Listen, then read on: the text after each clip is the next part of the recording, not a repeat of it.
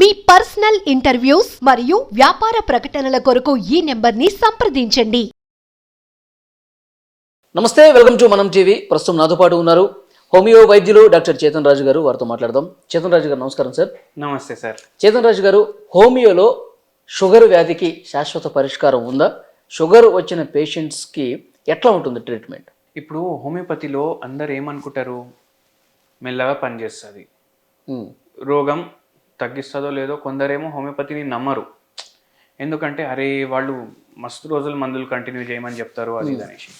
Sugar వ్యాధి వచ్చినప్పుడు అందరు ఏమనుకుంటారంటే ఇంకా లైఫ్ టైం ఈ రోగం నాతోటే ఉంటుంది, నేను పోయినప్పుడు నాతో పోతుంది అని అనుకుంటారు.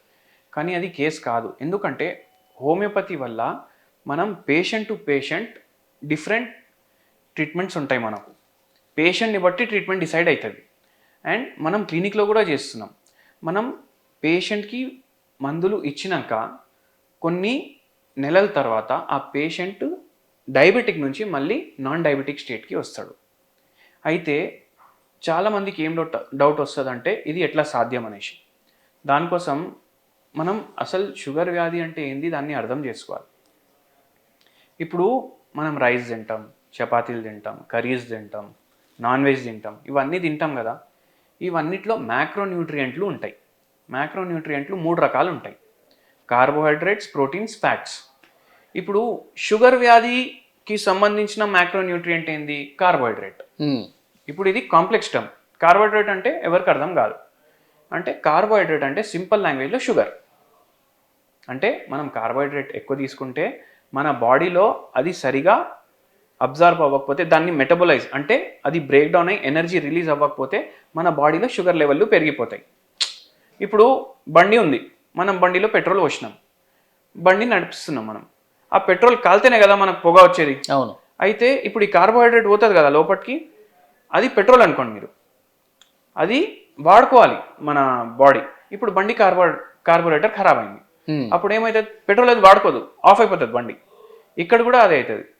కార్బోహైడ్రేట్ పోతుంది బాడీలో, అంటే షుగర్ పోతుంది బాడీలో, మళ్ళీ అది రక్తంలో కూడా పోతుంది. కానీ దాన్ని వాడుకుంటలేదు కదా బాడీ. అప్పుడు ఏమైపోతుంది? షుగర్ పెరిగిపోతుంది. అదే, అవును, అర్థంలో కలిసిపోతుంది కాబట్టి. ఇప్పుడు ఆ షుగర్ని బ్రేక్ డౌన్ చేయాలి. అది బ్రేక్ డౌన్ చేయాలంటే మన బాడీలో సరైన మాత్రలో ఇన్సులిన్ ఉండాలి. ఇప్పుడు ఈ ఇన్సులిన్ అంటే ఏంది? ఇది ప్యాన్క్రియాస్లో ప్రొడ్యూస్ అవుతుంది. అయితే ఈ ఇన్సులిన్ మన బాడీలో కరెక్ట్ మాత్రలో ఉంటే మనకు షుగర్ వ్యాధి అనేది రాదు. కానీ ఇప్పుడు షుగర్ వ్యాధి వస్తుంది కదా. ఇప్పుడు అందరికీ ఇప్పుడు నేను ఇన్సులిన్ గురించి చెప్పిన, అయితే అందరికి ఏమనిపిస్తుంది, అరే నా బాడీలో ఇప్పుడు ఇన్సులిన్ లేదు కాబట్టి నాకు షుగర్ పెరుగుతున్న బ్లడ్లో. కానీ యాక్చువల్గా ఏంటంటే 95% మందికి వచ్చేది టైప్ 2 డయాబెటీస్. ఇప్పుడు డయాబెటీస్లో కూడా రకాలు ఉంటాయి: type 1 diabetes, type 2 diabetes. Type 2 diabetes అంటే ఏంది? టైప్ 2 డయాబెటీస్ అంటే మీ బాడీలో ఇన్సులిన్ ప్రొడ్యూస్ అవుతుంది. మీ బాడీలో ఇన్సులిన్ ప్రొడ్యూస్ అవుతుంది, కానీ మీ బాడీ ఆ ఇన్సులిన్ని ఎట్లా వాడుకోవాలి అది మర్చిపోయింది. దాన్ని ఇన్సులిన్ రెసిస్టెన్స్ అంటారు. అండ్ దీనివల్ల బాడీలో ఫ్రీ రాడికల్స్ పెరిగిపోతాయి అండ్ ఆక్సిడేటివ్ స్ట్రెస్లో వెళ్ళిపోతుంది బాడీ. ఇప్పుడు దీన్ని సింపుల్ లాంగ్వేజ్లో చెప్పాలంటే మన బాడీలో షుగర్ లెవెల్లు పెరిగిపోతాయి.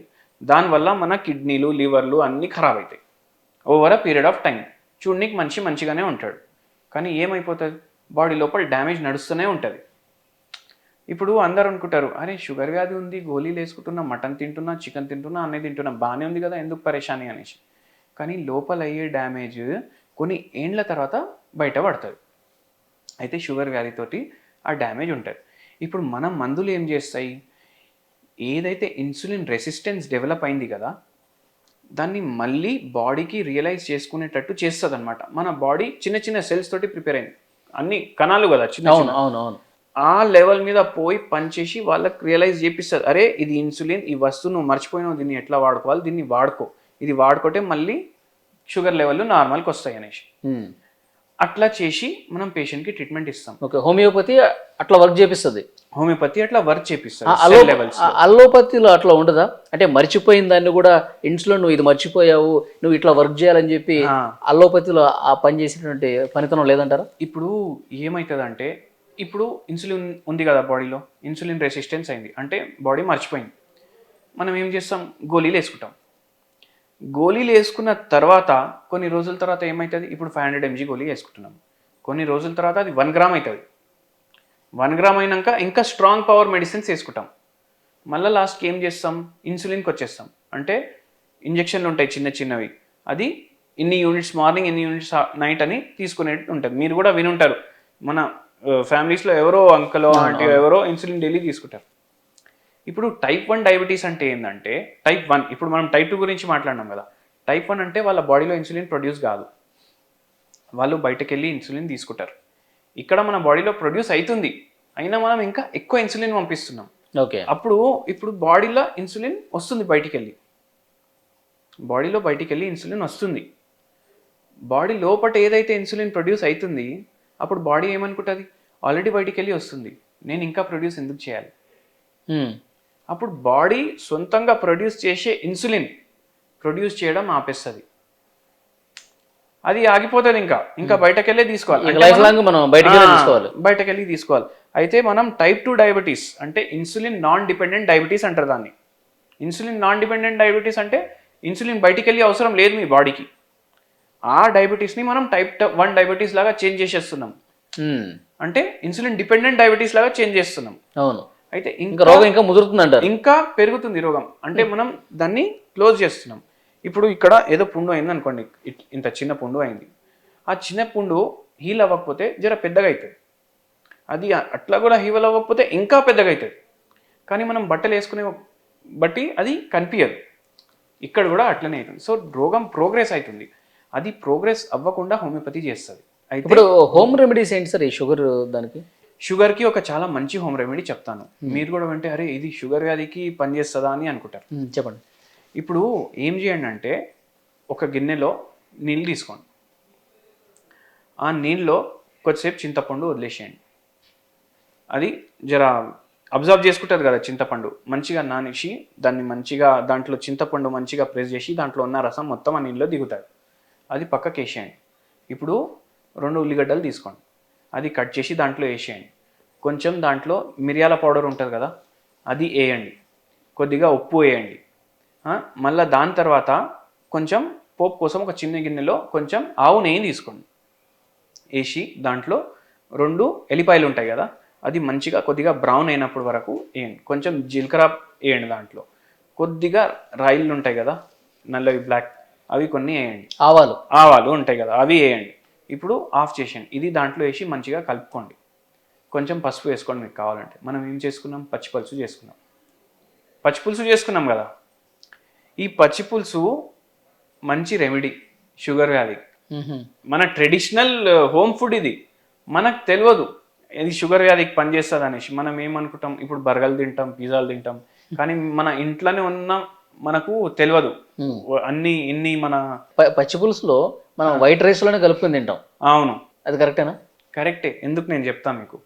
ఇప్పుడు టామరిన్ అంటే మనం చింతపండు వేసినాం కదా, చింతపండులో ఎటువంటి ప్రాపర్టీస్ ఉంటాయంటే, ఒక్కసారి మన కడుపులో చింతపండు పోయిందంటే కార్బోహైడ్రేట్లు అబ్జర్వ్ అవుతాయి కదా, అది ఒకవేళ అది మన బాడీలో ఉంటే ఇంతే అబ్జర్వ్ అవుతుంది, లేకపోతే ఇంత అబ్జర్వ్ అవుతుంది, వేరేది మొత్తం బయటికి వచ్చేస్తుంది. అయితే ఆ కార్బోహైడ్రేట్ అబ్జర్వ్ అంటే షుగర్ లెవెల్ పెరుగుతాయి కదా, అవి పెరగకుండా చేస్తుంది చింతపండు. ఓకే. డైలీ మనం చింతపండు మన డైట్లో ఇంక్లూడ్ చేయడం చాలా మంచిది. మా ఇంట్లో చింతపండు పులిహోర చేస్తుంది మా మిస్సెస్, నాకు చాలా ఇష్టం కూడా. వారానికి ఒకసారి తింటా, మంచిదేగా, చాలా మంచిది. ఇప్పుడు మీరు రైస్ అన్నారు కదా, రైస్ అంటే సార్ నాకు చాలా చోట్ల నేను విన్నాను కూడా, వైట్ ప్రోడక్ట్స్ ని మనం బంద్ చేయాలని చెప్పి చాలా మంది చెప్తూ ఉంటారు. రైస్ కావచ్చు, ఇడ్లీ కావచ్చు, మిల్క్ ప్రోడక్ట్స్ కావచ్చు, ఇలాంటివన్నీ చెప్తూ ఉంటారు. బంద్ చేయాల్సిందే అంటారా? లేదు. ఇప్పుడు నా పేషెంట్లు వస్తారు కదా, వాళ్ళకి నేను ఒకటే చెప్తా, మీరు ఎన్ని ఇండ్ల అని రైస్ తింటున్నారు? ఇప్పుడు 60 ఏండ్లు ఒకసారి వచ్చిర్రు అనుకోండి, ఆయన 59 years నుంచి రైసే తింటుండ్రు. ఇప్పుడు ఒక మనిషి 60 years ఫుల్ కోపం జర ఉంటారు కదా, మన కొందరు పెద్దోళ్ళు ఫుల్ కోపంతో జర మంచిగా ఉంటారు, అంటే ఎవరైనా మాట్లాడడానికి కూడా భయపడతారు వాళ్ళతో. ఇప్పుడు ఆయనకు సడన్గా 1 dayలో అరే మీరు ఏమిట్లా ఉండొద్దు, కోపం అసలు రావద్దు, ఫుల్ కామ్ ఉండాలంటే ఆయన ప్రకృతినే అట్లా కదా. ఇప్పుడు రైస్ కూడా మన జీన్స్లో ఉంది అట్లా. మనం పూర్తిగా రైస్ వదిలేసినాం అనుకోండి, ఏమవుతుంది అంటే మన బాడీ మళ్ళీ రివోల్ట్ చేస్తుంది. ఇప్పుడు షుగర్ వ్యాధి అంటే అందరు ఏమనుకుంటారు, షుగర్ ఒకటి తినకపోతే నడుస్తుంది అనుకుంటారు.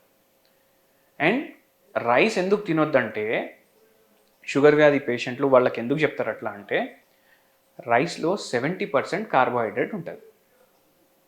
70% కార్బోహైడ్రేట్ అంటే 1 కిలో బియ్యంలో 700 గ్రాములు షుగరే ఉంటుంది. అందుకే అది అవాయిడ్ చేయమంటారు.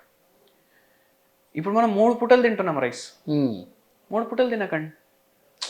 3 పూటలు తినకుండా 1 పూట తినండి. ఎందుకంటే కార్బోహైడ్రేట్ కొంచెం అన్నా పోవాలి.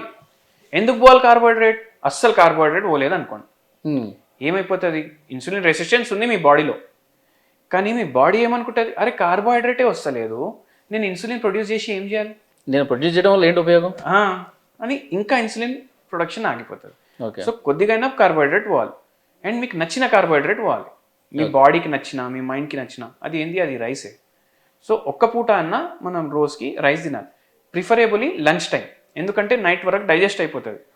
మళ్ళీ నైట్ మీరు ఒకటే జొన్న రొట్టె తినేసి పడుకోండి. ఓకే. సో జొన్నల్లో ఏముంటుంది, కాంప్లెక్స్ కార్బోహైడ్రేట్ ఉంటుంది. ఇప్పుడు గోధుమలో కానీ రైస్లో కానీ సింపుల్ కార్బోహైడ్రేట్ ఉంటుంది, అంటే అది తినంగానే అబ్జర్వ్ అయిపోతుంది. ఇప్పుడు అందరు తప్పు చేసేది ఏంటంటే, రైస్ ఆపేసి అంటే రైస్ ఆపేసి వాళ్ళు చపాతీలు తింటారు. చపాతీల్లో కూడా 70% కార్బోహైడ్రేట్ ఉంటుంది, అంటే చపాతీల్లో కూడా 70% షుగర్ ఉంది. ఓకే. అయితే అట్లా చేయడం వల్ల కూడా వాళ్ళకు ఏం లాభం ఉండదు. అందరు 3-4 చపాతీలు తింటారు, అరే ఇది హెల్త్కి మంచిది అనేసి. కాదు, రొట్టెలు బెటర్ దానికన్నా, జొన్న రొట్టెలు కానీ, మళ్ళీ దాని తర్వాత రాగులతోటి మీరు ఇడ్లీలు చేసుకోండి, దోశలు చేసుకోండి, కొర్రలతోటి ఉప్మాలు అయితే ఉప్మా చేసుకోండి, రాగి జావా తీసుకోండి. అట్లా మనం కాంప్లెక్స్ కార్బోహైడ్రేట్ ఫుడ్లు తీసుకోవాలి. ఇప్పుడు ఈ కాంప్లెక్స్ కార్బోహైడ్రేట్ ఫుడ్లు అంటే ఏంది అంటే, ఇప్పుడు కాంప్లెక్స్ది షుగర్ ఉంటుంది కదా, అది ఫస్ట్ మన బాడీ సింపుల్లో కన్వర్ట్ చేయాలి, అంటే బ్రేక్ చేయాలి దాన్ని. ఇప్పుడు బ్రేక్ చేయడానికి టైం పడుతుంది, మళ్ళీ ఆ సింపుల్ అయినాక అబ్జర్వ్ చేసుకుంటుంది బాడీ, కానీ అప్పటి వరకు అది మోషన్లో పాస్ అయిపోతుంది. సో అట్లా అవ్వడం వల్ల మనకు షుగర్ లెవెల్ అంత పెరగవు. మళ్ళీ ఇప్పుడు కంటిన్యూస్లీ మనం కాంప్లెక్స్ కార్బోహైడ్రేట్లు ఇస్తున్నాం, అయితే ఏమవుతుంది, బాడీ మెల్లమెల్లగా ఇన్సులిన్ని యూటిలైజ్ చేయడం స్టార్ట్ చేస్తుంది, మన మందులు కూడా దాని మీద పనిచేస్తాయి. సో అట్లా మెల్లిమెల్లిగా బయటికి తీస్తాం patient. Thank you very much doctor గారు. Thank you sir.